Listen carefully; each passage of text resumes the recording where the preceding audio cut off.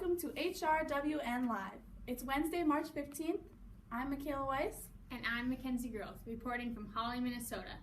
Coming up in our broadcast, we will be featuring our top stories on the Buffalo River Watershed and on a local third grade classroom. But first, we will report to Jordan Bicklum with the news of the watershed. Thank you, Michaela. The Buffalo River Watershed spans from Clay, Becker, Ottertail, and Wilkin County. The Buffalo River starts at the Tamarack National Wildlife Refuge at Tamarack Lake and flows west. The outlet is at the Red River of the North near Georgetown. Besides Georgetown, the river also flows through the counties of Callaway, Glendon, and where we are, Hawley. Back to you, Michaela. Thanks, Jordan. Those are some really good facts. Yeah, I guess you learn something new every day. Oh. Now with our on-site report from Cheyenne Matfield. Thanks, Mackenzie. I'm here at Cedarburg Bridge, and as you can see, the water levels are a bit high due to melting snow. The average precipitation level is 21 to 25 inches of rainfall per year. The total land area is 1,189 square miles, with the main concerns of the watershed being soil erosion, flood damage, and wildlife habitat. The total stream miles is 139, with 70% being composed of cropland or pastures, and the other 30% containing wild prairies and mixed forestry. This river is constantly changing and needs our attention. Now back to you in the studio. Wow, Shan, you better be careful out there. Those are some impressive waters. In other news, a local third grade classroom got to experience a day in the life of a river watcher. On to Katie with this news report. Lofgren's classroom started their day off with the multiple choice pretest. The pretest was given to determine what the children knew before the lesson began. After that, they split up into 4 different groups. One group involved a water table where kids could get hands-on experience with erosion and obstructions in the water. Another group included a vocabulary lesson about common river terms used in everyday river watch.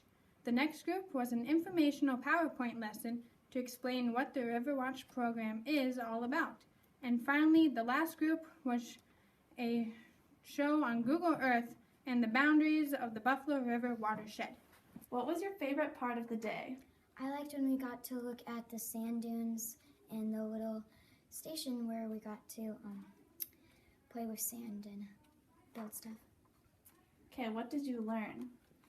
I learned all about rivers and where they go to and how they work and where the water comes from. Do you want to join River Watch someday? Awesome, yes, I would love to. What was your favorite part of the day? When we were on the computer and we went to look at all the rivers and where the Buffalo and the Red River meet. What did you learn? Many different words, but probably my favorite was when we learned about the word meander, which means to go in a crooked line. Do you want to join River Watch someday? Yes. Today in studio, we have Mr. Bo Lofgren here from the third grade class. Thanks for coming, Bo. Pleasure to be on the show today. This is wonderful. Great way to end a day of work. So thanks for having me.